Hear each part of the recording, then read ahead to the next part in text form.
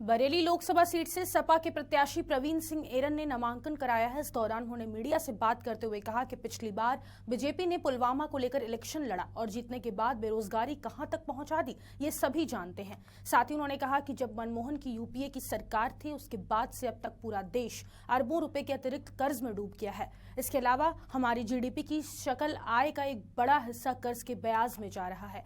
देश की आधे से ज्यादा आमदनी कर्ज में जा रही है, मूलधन वापस नहीं हो रहा। उन्होंने आगे कहा कि उन्हें जानकारी मिली कि बरेली से बीजेपी प्रत्याशी के नामांकन में कुछ गड़बड़ी है। उन्होंने कहा कि उनके ऊपर जो आपराधिक मामले लंबित हैं, शायद उनको छुपाया गया है। वे प्रशासन से मांग करेंगे कि पूरी तरीके से उनके नामांकन को चेक किया जाए। सपा प्रत्याशी ने कहा कि वो जाति के हिसाब से राजनीति नहीं करते हैं, वे सभी धर्म को साथ लेकर चलते हैं, सभी जातियों को साथ लेकर चलते हैं। उन्होंने कहा कि हम बीजेपी के मोदी फैक्टर के खिलाफ तैयारी कर रहे हैं और हम उससे मुकाबला करने को तैयार हैं।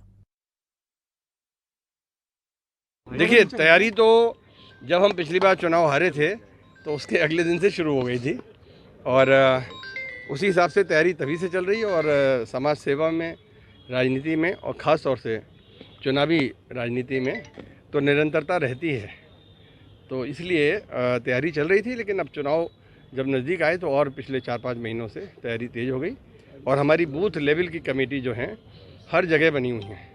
जो एक प्रचार होता है कि विपक्ष के लोगों की बूथ कमेटी नहीं होती, तो चाहे एक कोई बड़ी लहर हो, जैसे पिछली बार पुलवामा के आधार पर एक लहर सी बन गई थी मोदी जी के पक्ष में और उसका जो नतीजा भुगता वो सारे देश ने भुगता। बेरोज़गारी के रूप में नौजवानों ने भुगता, किसानों ने अपनी बर्बादी के रूप में भुगता, महिलाओं ने असुरक्षा के रूप में भुगता। ये सब हम सब जानते हैं। पूरा देश जो है अरबों रुपए के एडिशनल अतिरिक्त कर्ज में डूब गया।